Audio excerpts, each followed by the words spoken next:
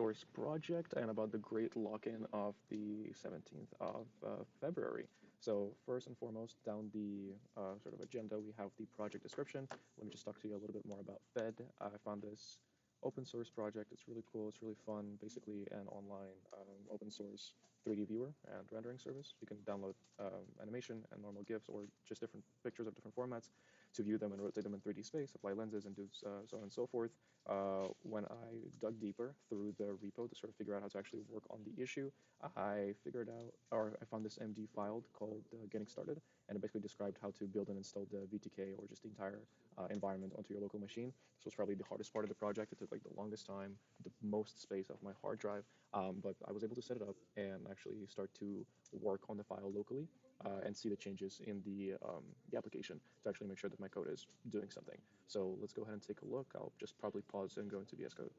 All right, now we are in VS Code on the local machine where I found this file that contains the error, and I'm going to talk about the error in just a second.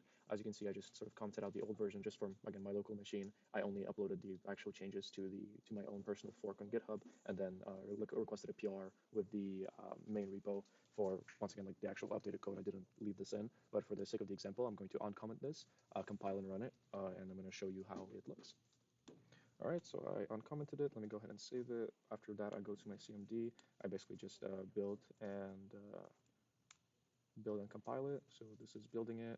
Give it a second. There we go. Okay.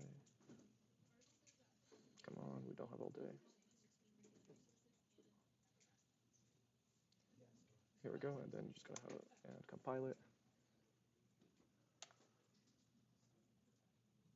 Just as a proof that this actually runs into my machine. After that is done, and it's gonna be done eventually.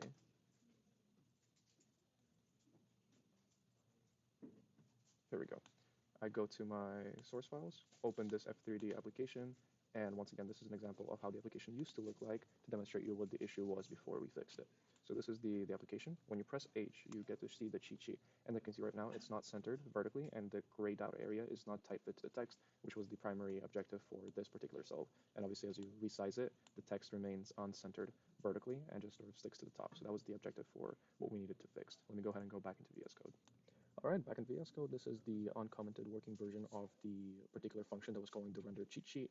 I changed a few things, reorganized it to make sure that it's using its resources very effectively, adjust the window size with padding so that that's the gray area that sort of fits nicely to the text.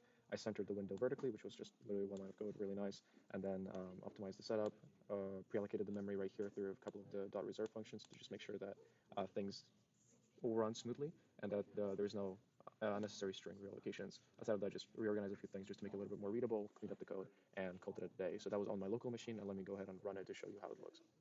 All right, I've rebuilt the application. Let's go ahead and open it up.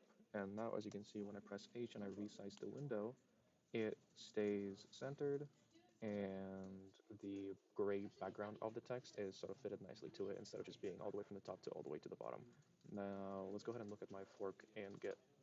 So yeah, after I edited the files on my local machine, I just forked the actual repo onto my Git account and then made the appropriate changes within the particular file that I needed to here, and then requested a PR with the master sheet or the master repo of the Fed app. I think overall the easiest thing throughout this project was the actual code. Like once I found the file, it was pretty easy to solve it. The hardest thing was actually setting up the environment locally on my machine, as it took like 20 gigabytes of storage and genuinely like 4 hours of my life. So way too much time, way too much effort to actually set it up to get it running and adjusting on my local machine. But then once I was able to figure that out, adjusting the code and pushing it onto the Git was pretty simple, pretty self-explanatory. I think that's the entire rubric. So yeah, thank you so much for your flexibility with this, Mitchell, and I'll see you in class.